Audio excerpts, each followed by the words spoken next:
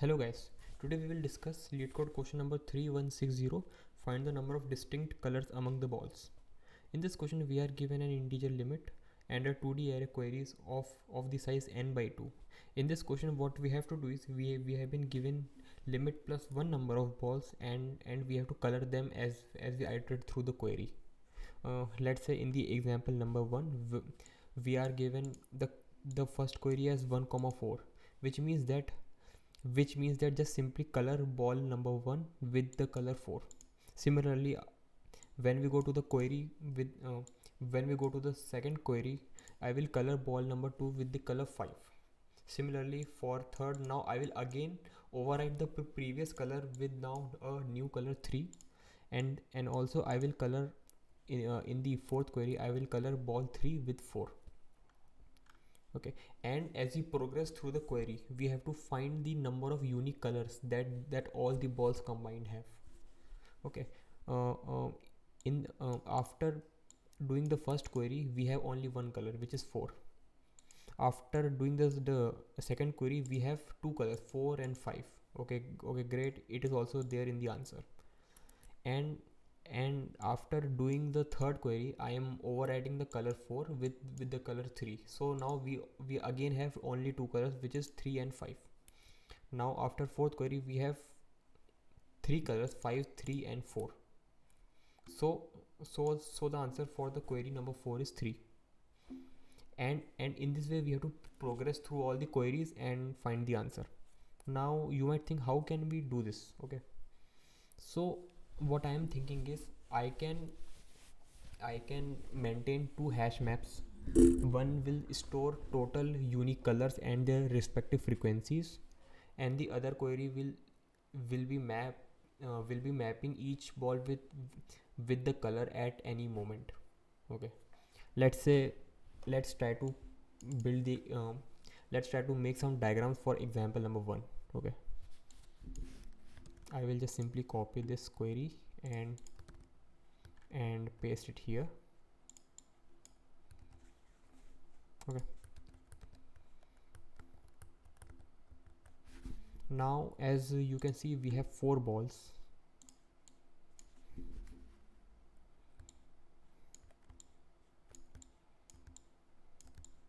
We have these four balls, 1, 2, 3 and 4.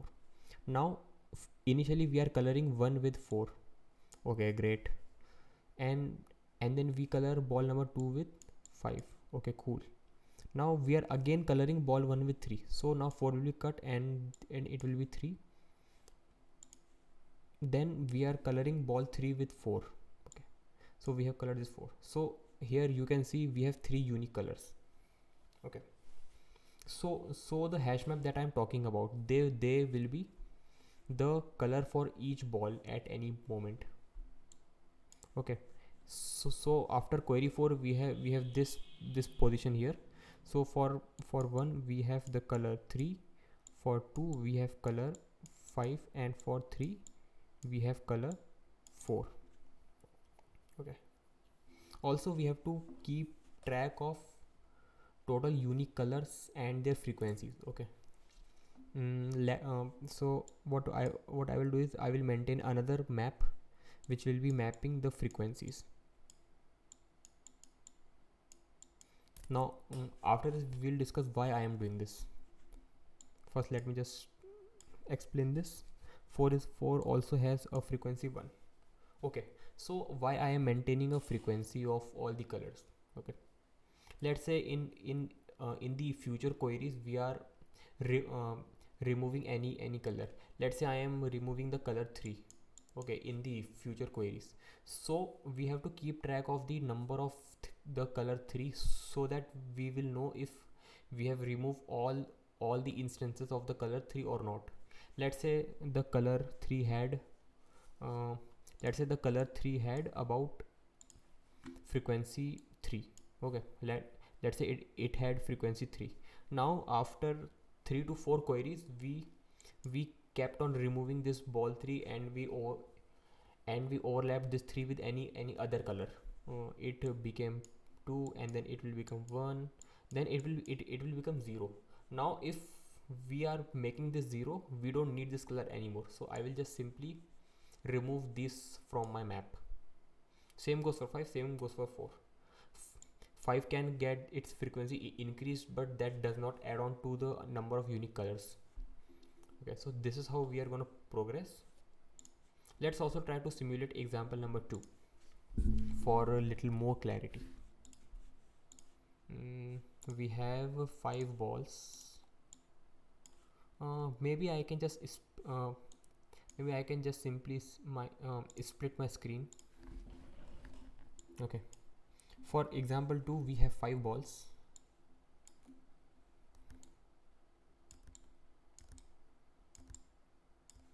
Okay,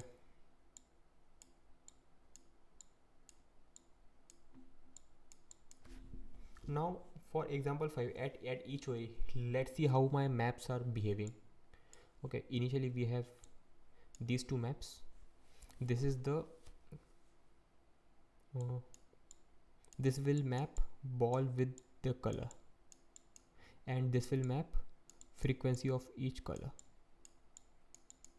Okay, nice. Now initially for while doing query 1, we are coloring ball 0. Okay, we have I think I have named them incorrectly. I will just simply do this.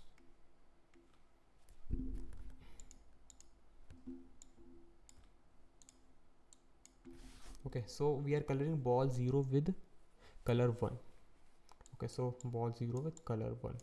Now frequency of color 1 becomes 1. Nice. After that, coloring ball number 1 with color 2. So 1 gets the color 2, and now the frequency of this color 2 is also 1. Coloring ball number 2 with also 2. So ball gets a frequency, ball 2 gets a color 2, and now we already have this color, so I will just increase the frequency by 2. Okay, nice. Coloring 3 by 4. Coloring 3 by 4.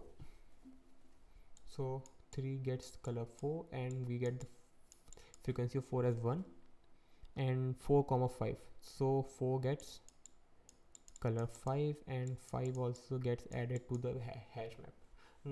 Now at each moment, what we have to give the output will be the total unique colors.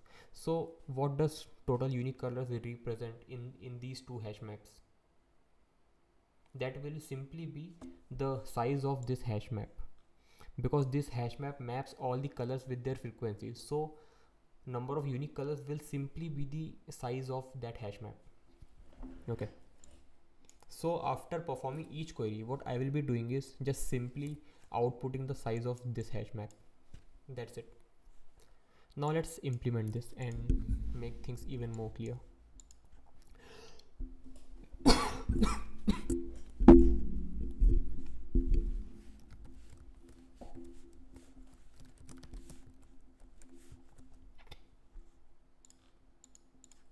This will name color of ball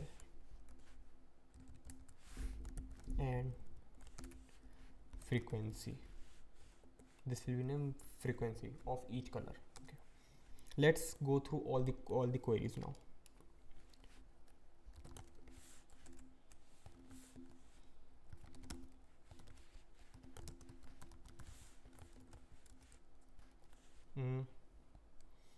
So ball will be Q0 and the color will be Q1. Okay, now if we already have a color on the ball, so if this hash map has this ball in it,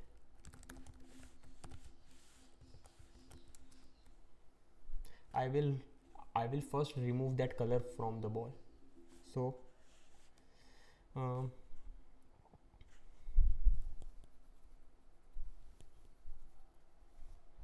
color, so if I am removing that color from the ball, the frequency of that color will be reduced by 1. Let's do that then.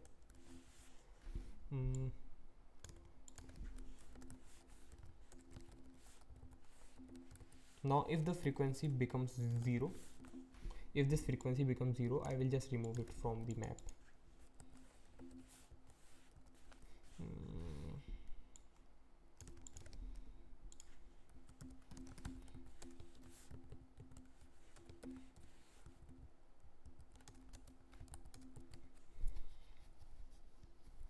Also we have to remove this. Yes, we have done this. And now color of ball will be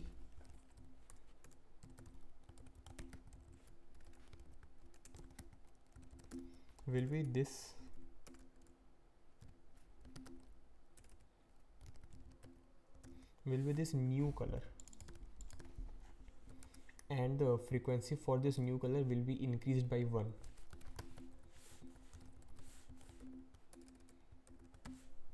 Okay, but if also we have completed this, if that color didn't exist at all, right? So we will be doing this step regardless. So let's just simply pull this out of the if statement, and after doing all the operations, we get our answer in the form of the size of this hash map frequency as we discussed here.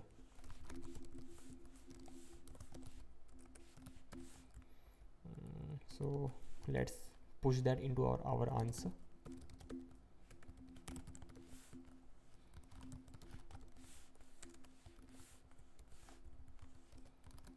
and return the answer in the end. Yep, these got accepted. Let's submit the code.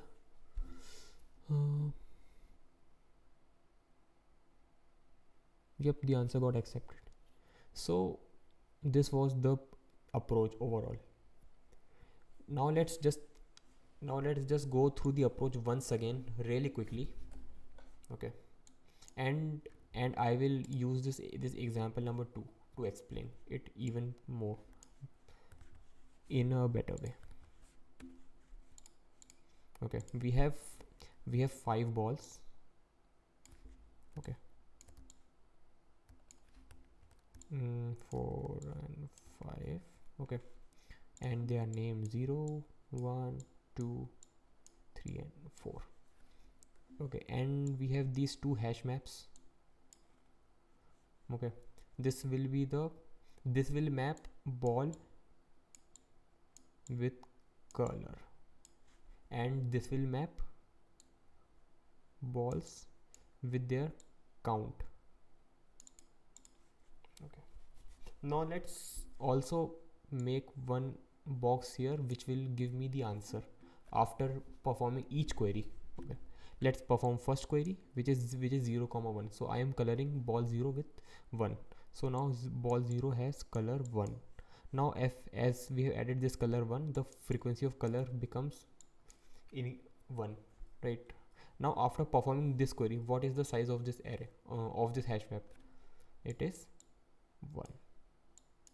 Oh, let's remove this. Performing query number 2, 1, 2. So ball number 1 will be color 2, so 1 gets the color 2. Also we have included the color 2 now, so its frequency becomes 1. Now total unique colors 2.